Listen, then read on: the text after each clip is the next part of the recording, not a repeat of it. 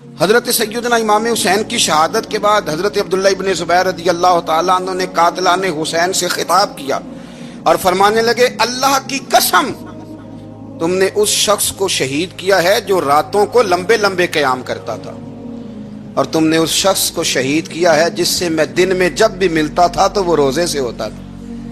تم نے اس شخص کو شہید کیا جو قائم اللیل تھا، صائم الدہر تھا، اس شخص کو تم نے شہید کیا۔ آپ کو پتہ ہے کہ میدان کربلا میں جب 9 محرم کو ابن سعد نے امام حسین سے کہا کہ جنگ کرو، اگر یزید کی بیعت نہیں کرنی تو امام حسین نے فرمایا ایک رات کی مہلت دے دو، ایک رات کی مہلت دے دو۔ حضرت امام زین العابدین کہتے ہیں میں نے اپنے والد گرامی سے عرض کی کہ ابا جی آپ جہاد سے دور جانے والے تو ہیں نہیں، آپ تو جہاد سے پیار کرنے والے، اور یہ بھی پتہ ہے مجھے کہ یہ جنگ اب ہو کے رہے گی، تو ایک رات کی مہلت دینے کا معنی کیا ہے؟ بھئی کل بھی لڑنا ہے اور رات بھی لڑنا ہے، تو ابا جی ایک رات کی مہلت۔ تو سیدنا امام حسین رضی اللہ تعالیٰ عنہ فرمانے لگے بیٹا رات کی مہلت اس لیے لی ہے کہ میں آج رات کھل کے اپنے رب کی عبادت کر لوں، میں استغفار کر لوں، میں لمبے سجدے کروں۔ اور کہا زین العابدین تو جانتا ہے نا کہ مجھے نماز سے، تلاوت سے، دعا سے اور استغفار سے بڑا پیار ہے۔ نماز سے مجھے پیار ہے، دعا سے مجھے پیار ہے، استغفار سے مجھے پیار ہے۔ فرمایا بیٹا میں نے اس لیے نہیں کہ میں چاہتا ہوں ایک رات اور دنیا میں رہوں۔ تو امام زین العابدین فرماتے ہیں امام علی مقام نے سجدے پہلے بھی بڑے کیے، پر 9-10 کی درمیانی رات جو ان کے سجدے تھے وہ میں نے کبھی نہیں دیکھے۔ فرماتے ہیں تیمم کے ساتھ وہ رات کی جو عبادتوں کا رنگ تھا وہ میں نے کبھی نہیں دیکھا۔ امام علی مقام کا عبادت کا ذوق تھا، شوق تھا، لذت تھی۔ آپ یقین کریں ایسے ایسے عجیب بہانے ہم لوگوں کہتے ہیں میرا نماز میں دل نہیں لگتا، تو میں کہتا ہوں تیرا گپ شپ میں کس طرح لگتا ہے، تیرا موبائل پہ کیسے لگتا ہے بھائی؟ یہ تو بھائی ذوق کی بات ہے۔ امام حسین کہتے ہیں مجھے قرآن پاک سے پیار ہے، مجھے تلاوت سے پیار ہے، مجھے دعا سے پیار ہے، مجھے استغفار سے پیار۔ بھائی جس کو جس چیز سے پیار ہوگا دل لگ جائے گا۔ ہم نے کبھی پیار کیا ہی نہیں اس سے، جن چیزوں سے پیار ہے وہاں دل لگ جاتا ہے۔ یہ ایک بہانہ ہے، ورنہ کثرت سے عبادت کرنا، ذوق پیدا کرنا، یہ تو اہل اللہ کا طریقہ ہے۔ والذین یبیتون لربہم سجدا وقیاما، رب کے بندوں کی علامت یہ ہے کہ وہ راتیں سجدے اور قیام میں گزار دیتے ہیں۔ تو امام حسین کی سیرت کا کمال ہے کہ ذوق عبادت رکھتے تھے۔ دوسری بات جو امام علی مقام کی سیرت میں بڑی شاندار ہے وہ یہ ہے کہ سخی بڑے تھے۔ ایک قول سنانا ہے آپ کو امام حسین کا، اور خواہش میری یہ ہے کہ میرے حاضرین اور ناظرین اس قول کو رٹا لگا کے یاد کریں، اس قول کو انشاءاللہ۔ یہ قول جو امام حسین کا ہے نا جی، یہ جس دن مجھے ملا تھا نا تو میں نے بھی رٹا لگا کے یاد کیا تھا، اور میرے پاس جتنی ڈائریاں ہیں شاید میں نے سب میں لکھا ہے۔ امام علی مقام رضی اللہ تعالیٰ عنہ فرماتے تھے اللہ کی رضا کے لیے کسی شخص کی ایک حاجت پوری کر دینا 1 مہینہ مسجد میں اعتکاف کرنے سے زیادہ درجہ رکھتا ہے۔ ایک بندے کی ایک حاجت پوری کر دینا 1 مہینہ پورا مسجد میں اعتکاف کرنے سے زیادہ درجہ رکھتا ہے۔ خدا کے بندے تو ہیں ہزاروں اور بنوں میں پھرتے ہیں مارے مارے، میں اس کا بندہ بنوں گا جس کو خدا کے بندوں سے پیار ہوگا۔ کسی بندے کی ایک حاجت پوری کرنا 1 مہینہ اعتکاف میں بیٹھنے سے زیادہ افضل ہے۔ اسی لیے تو میرے حبیب کریم علیہ السلام نے فرمایا تو رب کے بندوں کی حاجتیں پوری کرنے میں لگ جا، رب تیری حاجتیں پوری فرما دے گا۔ امام علی مقام فرماتے تھے ایک حاجت کسی کی پوری کرو۔ حضرت جناب سیدہ زینب بنت ابی رافع کہتی ہیں کہ سیدہ فاطمہ الزہرا نا ایک دن اپنے دونوں شہزادوں کو لے کے، جب حضور کی طبیعت مبارک بظاہر علیل تھی جس میں حضور کا وصال ہوا، دونوں شہزادے لے کے سیدہ فاطمہ نبی کریم کی بارگاہ میں گئی، کہنے لگی یا رسول اللہ میرے بچوں کو کچھ دیجئے سیدہ پاک۔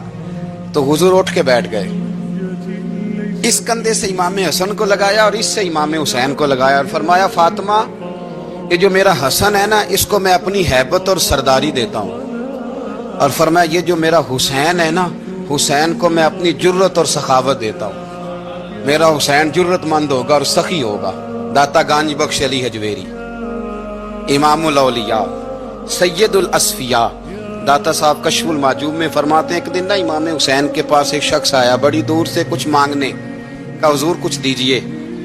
वो शख्स कहता है कि मेरा ज़र्फ ये था कि 4-5 दिनार मिलेंगे। तो इमाम हुसैन फरमाने लगे थोड़ी देर बैठ जा, रिज़्क आ रहा है। तो इमाम हुसैन को हुकूमत वक्त की तरफ से ना 5 थैलियां मिली, जिसमें एक थैली में 500 अशरफियां थी। 5 थैलियां आई, लेकिन उसको आने में ना जरा देर हो गई। वो 5 थैलियां जब आई ना, तो इमाम हुसैन उसकी तरफ 5 थैलियां बढ़ा के ना, जरा देखना मेरी तरफ गौर से, 5 थैलियां बढ़ा के ना, तो फरमाने लगे मियाँ जितना तुझे इंतजार कराया ना, इतनी हम तेरी हाजत पूरी नहीं कर सके। तो ये ना महसूस करना कि हुसैन के दरवाजे पे बैठा भी रहा हूं तो मिला क्या है, ये ना महसूस करना। वो शख्स कहता है जब मैंने वो थैलियां खोली और फिर मेरी नजर इमाम हुसैन पे पड़ी, तो मेरे अंदर से आवाज आई, अगर हुसैन इब्ने अली इतने सखी हैं तो मोहम्मद अरबी कितने सखी हो।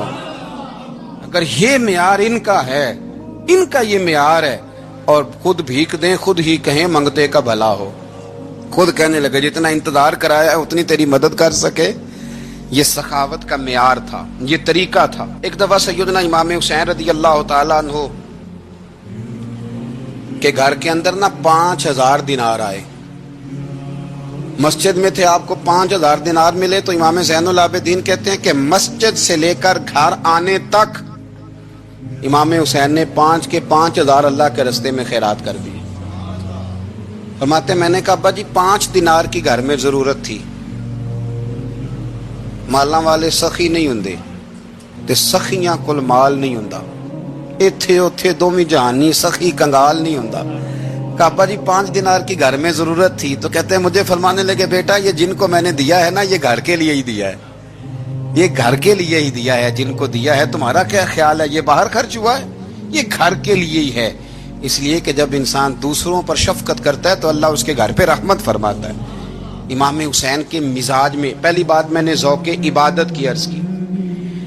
दूसरी बात अर्ज कर रहा हूं कि सखावा हजरत उसामा बिन जैद बड़े प्यारे हैं मेरे नबी करीम के, बड़े प्यारे। हजरत उसामा बिन जैद के बारे में सैयदा आयशा सिद्दीक़ा फरमाती हैं उनके नाक से अगर रीठ निकलती थी तो अल्लाह के रसूल अपने दस्ते मुबारक से साफ कर देते थे। और सरकार फरमाते थे कि अगर उसामा लड़की होता ना, उनके गुलाम के बेटे थे हजरत जैद बिन हारिसा, अगर ये लड़की होता मैं इसे जेवर पहनाता। बड़े प्यारे थे। लेकिन जब उनका आखिरी वक्त आया ना, तो 60,000 दिनार का कर्जा था। रिश्तेदारों से कहा, दोस्तों से कहा, यारों से कहा, पर कर्ज अदा नहीं हो रहा था। हजरत उसामा बिन जैद कहते हैं बड़ा परेशान था। जब हद हो गई ना, तो हजरत उसामा बिन जैद फरमाने लगे जाओ कोई हुसैन इब्ने अली को खबर करो, उनसे कहो मैं ना गुलाम हूं आपके नाना का, मकरूज दुनिया से चला गया तो क्या बनेगा। इमाम हुसैन को खबर मिली तो दौड़े आए। लाजपाल उस पीर को नहीं कहते जो तगड़ा नजराना लेके तो माथा चूम ले, लाजपाल तो उसको कहते हैं कि जब जरूरत पड़े तो वो सर पे मौजूद हो। हजरत सैयदना इमाम हुसैन तशरीफ लाए तो जनाब उसामा बिन जैद रो पड़े, कहने लगे हुजूर मैंने ना गुलामी की है आपके नाना की, और इस गुलामी पे नाज है। अब 60,000 दिनार का कर्जा लेके दुनिया से जाऊंगा तो मेरी कब्र पे बोझ रहेगा। इमाम हुसैन खादिम को भी कह सकते थे जाओ घर पैसे पड़े हैं ले आओ।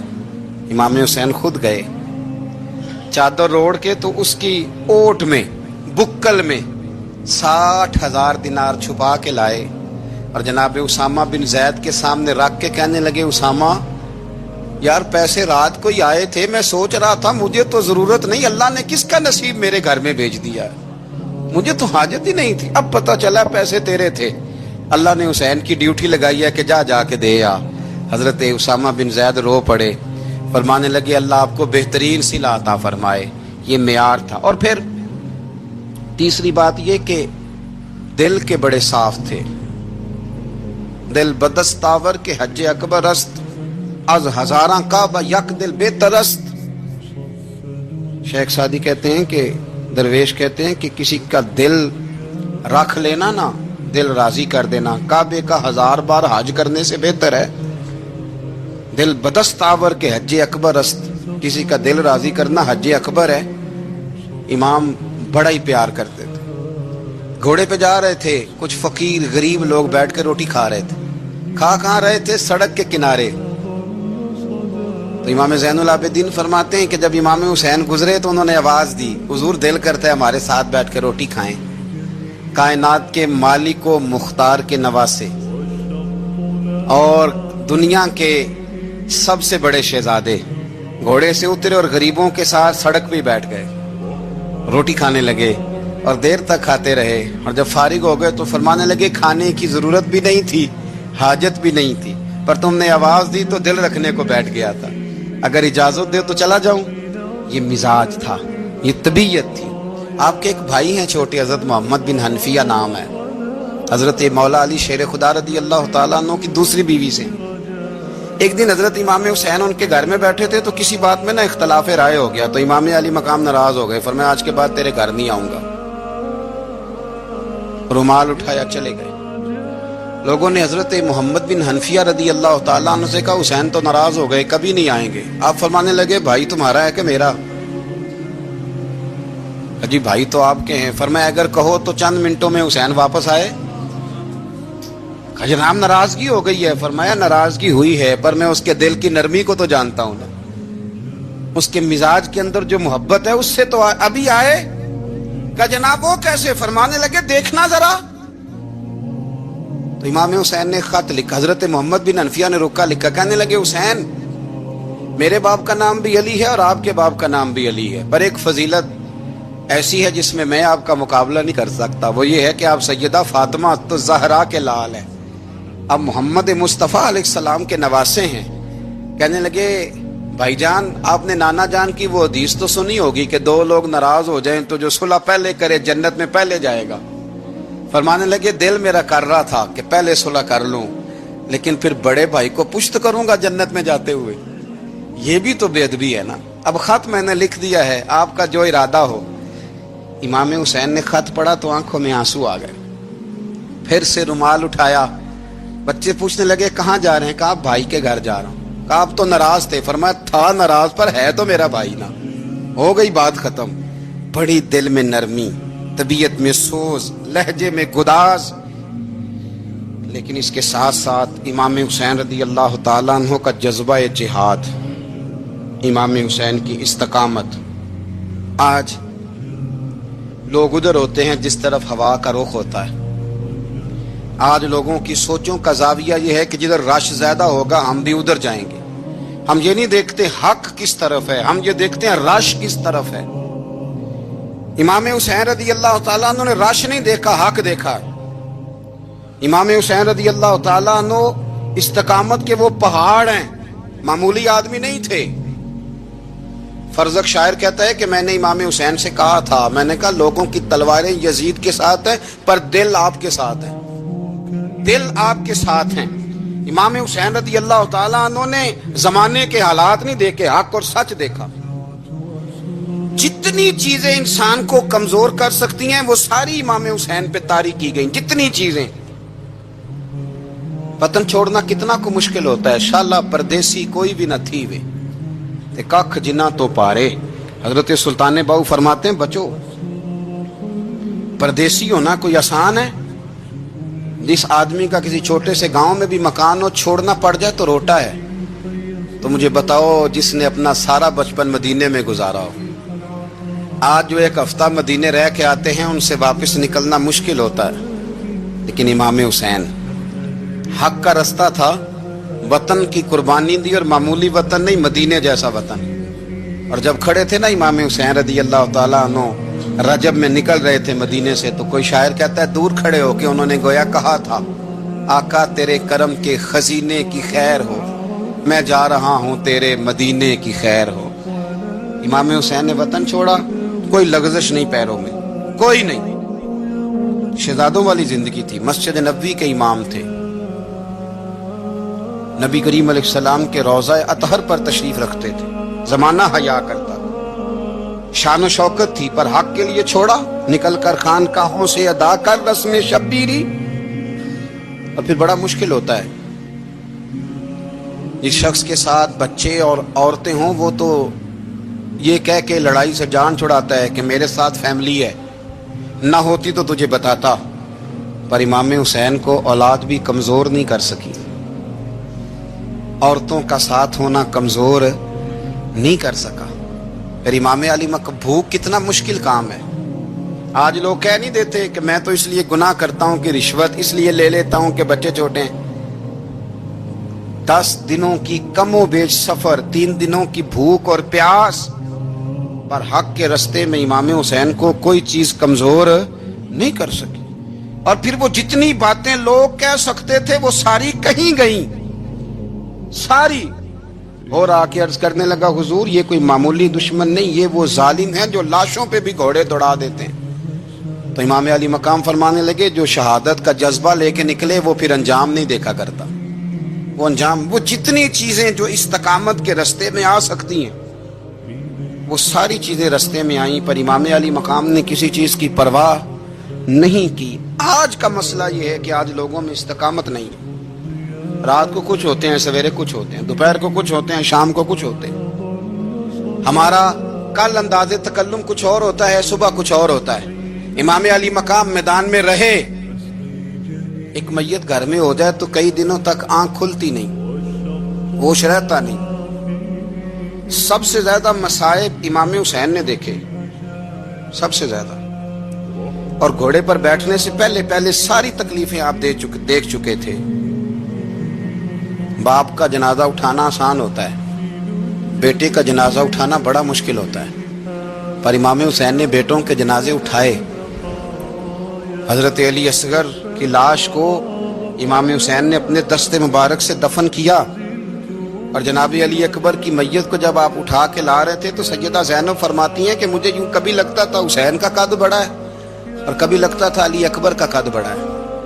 اور فرماتی ہیں کہ پھر حضرت قاسم بن حسن کو بھی وہ اٹھا کے لائے، اور جناب عباس کے وجود سے الگ ہونے والے بازو انہوں نے لا کے حضرت عباس کے وجود کے ساتھ بھی رکھے۔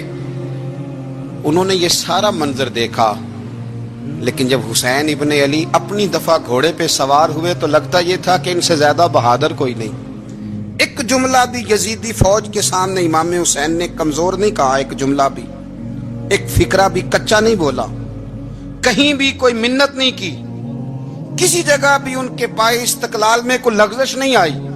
جب لوگوں کو پتہ چل جائے کہ اب سامنے موت ہی موت ہے، سوائے اس کے چارہ کچھ بھی نہیں، تو بہت ساری رخصت اور اجازت تو دین بھی دیتا ہے، پر امام حسین کسی جگہ کسی رخصت پر عمل کرتے نظر نہیں آتے۔ ڈٹ کے بات کی، ڈٹ کے، اور پھر جب میدان میں نکلے، اللہ اکبر، تو ابن سعد کہنے لگا کہ اگر 2 کر کے، ایک کر کے جاؤ گے تو یہ 45,000 کا لشکر سارا حسین کاٹ ڈالے گا۔ یک بارگی حملہ کرو گے تو بات، اتنی استقامت، اتنا۔ آج تو لوگ ڈپریشن کے مریض ہیں، آج تو لوگ ٹینشن کے مریض ہیں، ہر دوسری بات میں لوگ کہتے ہیں وہ بڑا، پر کس بات سے؟ مطلب کیا آپ نے زندگی میں صرف جاب نہیں مل رہی، صرف بیماری آ گئی، صرف خرچہ نہیں گھر میں بڑا، کس بات کا ڈپریشن؟ امام حسین کی زندگی بتلاتی ہے کہ وہ لوگ بھی کوئی دنیا میں کمال حاصل کر سکتے ہیں جو چھوٹی چھوٹی بات پہ روتے ہیں۔ مال بھی ہے، جوانی بھی ہے، گھر بھی ہے، مکان بھی ہے، بچے بھی ہیں، عزت بھی ہے، صرف پیسے نہیں۔ اور انسان ہے کہ آنکھیں نہیں کھل رہی، وہ سمجھتا ہے میں کسی کام کا ہی، فقط پیسے نہیں بس۔ او خدا کے بندو، امام علی مقام نے فرمایا سارا کچھ لٹا کے بھی جو میدان میں کھڑا رہے اسے حسین ابن علی کہا جاتا ہے، اسے حسین ابن علی کہا جاتا ہے۔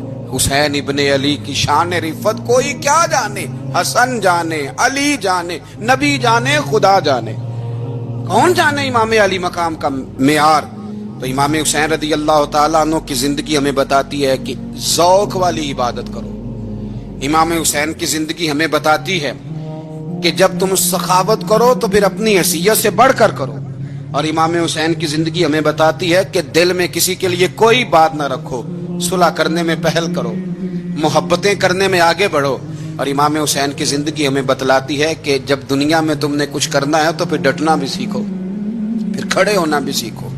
یہ نہ دیکھو کہ حالات، امام حسین نے ایک دن بھی حکومت نہیں کی، یزید نے 4.5 سال کی، لیکن قیامت تک دلوں پہ حکومت امام حسین کی رہے گی۔ इमाम हुसैन की रहेगी, इसलिए कि उनमें इस्तकामत थी। इमाम हुसैन के साथ उस वक्त 72 लोग थे, लेकिन आज कायनात का जर्रा जर्रा इमाम हुसैन के साथ है। इसका मतलब है वक्त लगता है, नजरिया गालिब आ ही जाया करता है। इमाम राजी की तफसीर कबीर देखिएगा। इमाम राजी कहते हैं कि सैयदा फातिमा ज़हरा रदी अल्लाह ताला अन्हा के दोनों शहजादे हसनैन करीमैन बीमार हो गए, तो सैयदा ने मन्नत मांगी कि बच्चों को शिफा होगी तो 3 रोजे रखूंगी। शिफा हो गई, रोजे भी रख लिए। और जब मौला अली शेर खुदा रोजा रखने के लिए बेदार हुए, सैयदा फातिमा ज़हरा बेदार हुई, तो इमाम हसन और हुसैन भी उठ गए। 7-8 साल की उम्र, अम्मा जी हमने भी रखना है। सुबह खजूर और दूध से रोजा रख लिया गया। ऐन इफ्तारी के वक्त मौला अली कहते हैं फाके चल रहे थे, कहीं से मैं जौ लाया थोड़े से। सैयदा फातिमा ज़हरा ने पीस कर रोटियां पकाई। वो वक्त जो बड़ा मुश्किल होता है इफ्तार का, कहते हैं उस वक्त जब खाने के लिए बिल्कुल हाथ आगे बढ़ने लगे और उम्मीद थी कि अभी सैयदना बिलाल अल्लाहु अकबर कहेंगे तो रोजा खुलेगा, लेकिन अभी चंद ही मिनट रहते थे कि दरवाजे पर एक फकीर ने सदा दी। कहने लगा सारे मदीने के दरवाजे खटखटा आया हूं, कहत है फाका है, ए रसूलुल्लाह के खानदान वालों, मैं यतीम हूं। किसी ने बताया है कि और कोई दरवाजा खुले ना खुले, सैयदा का दरवाजा तेरे लिए जरूर खुलेगा। क्या यतीम को रोटी मिलेगी? तो हजरत मौला अली ने बच्चों की तरफ देखा ही था कि इमाम हसन सारी रोटियां जाके दरवाजे पे दे आए। खजूर और पानी से इफ्तार हो गया। सुबह फिर खजूर और दूध से रोजा रखा। इमाम राजी कहते हैं ऐन वो वक्त जब इफ्तार का टाइम आया तो फिर दरवाजे पे किसी ने सदा दी। कहा रसूलुल्लाह के खानदान वालों, मैं मिस्कीन हूं, रात से रोटी खाई है, न सुबह खा सका न दोपहर। किसी ने बताया है कि इस दरवाजे से खाली कोई नहीं जाता। इमाम हसन ने फिर सारा लंगर उठाया और फिर जाके दे दिया। तीसरा दिन फिर हुआ। मुझे लगता है जब इफ्तार का टाइम आया होगा ना, तो ये खुद ही सारे दरवाजे पे देखते होंगे, ये कोई आया नहीं लेने वाला अभी तक। लगता है कि नजरें दरवाजे पे थी। ऐन इफ्तार के वक्त 3 रोटियां जब जौ की पक के आई, एक भिखारी ने सदा दी। कहने लगा मैं कैदी हूं, आज ही कैद से रिहाई मिली है। पहले दिन किसी के दरवाजे पे सदा मिली है, दी है रोटी मिलेगी। इमाम हसन वो खाना दे के वापिस लौटे। खजूर और पानी से इफ्तार हुआ और जैसे ही मस्जिद नबी में तीनों बाप बेटा नमाज पढ़ने गए तो मौला अली कहते मुझे बताना नहीं पड़ा। रसूल करीम ने मेरी तरफ देख के फरमाया, अली तेरा, फातिमा का, हसन और हुसैन का 3 दिन वाला अमल खुदा को भी बड़ा पसंद आया है और मोहम्मद मुस्तफ़ा को भी बड़ा पसंद आया, बड़ा पसंदीदा अमल। मैं कहता हूं कि हजरत फातिमा ने ना उनकी तरबियत पहले ही कर दी थी, 3 दिन बगैर इफ्तार के रोजा रखने की। वो ट्रेनिंग घर से हो चुकी थी। अब मैदान करबला में 3 दिन भूखा प्यासा रहना उनके लिए मुश्किल नहीं था। वो तो उन बच्चों के लिए मुश्किल होता है जो खाना देर से पकने से बर्तन तोड़ने शुरू कर देते। वो बच्चे ब्लैकमेल होते हैं जिनको एक वक्त उनके पसंद का खाना ना मिले तो वो घर में जो है वो उधम शुरू कर देते हैं। जिनकी माँ ने आदत डाली हो कि बेटा 3 दिन भूखे प्यासा रहना हुआ तो रह लेना, लेकिन किसी भी बातिल के साथ कंप्रोमाइज ना करना, उनके लिए इतना मुश्किल नहीं था। तो इनकी तरबियत हुई, इनकी ट्रेनिंग हुई, फिर अल्लाह ने इनकी सीरत में रंग भरे, इनके किरदार में हुस्न आया, वकार आया। हजरत अमीर माविया रदी अल्लाह ताला अन्हु ने एक शख्स को भेजा मदीना मुनव्वरा शाम से, तो उसने कहा मैंने इमाम हुसैन से मिलना है, तारुफ क्या है? जनाब अमीर माविया फरमाने लगे मस्जिद नबी में जाना जिसके गिर्द लोग सबसे ज्यादा अदब से बैठे हों और जिसकी बातें सबसे ज्यादा मीठी हों और जिसकी नजरें सबसे ज्यादा झुकी हों और जिसके चेहरे पर तुम्हें सबसे ज्यादा वकार नजर आए, वही अली के बेटे हुसैन होंगे। जो सबसे ज्यादा तुम्हें वहां माहौल के अंदर जो शख्स नजर आए, पूछने की जरूरत नहीं पड़ेगी। तो शख्स कहता मैं मदीने आया तो मैंने वाकई एक शख्स को देखा, शहद के गिर्द मक्खियों का इतना हुजूम नहीं होता जितना इमाम हुसैन के गिर्द रसूलुल्लाह के गुलामों का हुजूम था। लेकिन नजरें झुकी हुई, बातें मीठी, लहजा गुदाज गुदाज, लफ्जों में रानाई, اور لوگ کئی باتیں پوچھتے تو علی کے صاحبزادے ایک کا جملہ بولتے تو لگتا یہ کہ وہ جملہ سیدھا دل میں اترتا چلا جاتا ہے۔ امام علی مقام کے کردار میں نا کچھ باتیں بڑی زیادہ تھیں، بہت زیادہ تھیں، بڑا حسن تھا۔ ایک بات تو یہ تھی، امام حسین رضی اللہ تعالیٰ عنہ کا علم و فضل بڑا کمال کا تھا۔ ایک دفعہ صحابہ میں مسئلہ بن گیا کہ بچہ پیدا ہوتا ہے تو اس کا وظیفہ کیسے لگانا ہے۔ امام حسین کا علم و فضل بتا رہا ہوں، علم و فضل۔ تو بات بڑی پیچیدہ ہو گئی۔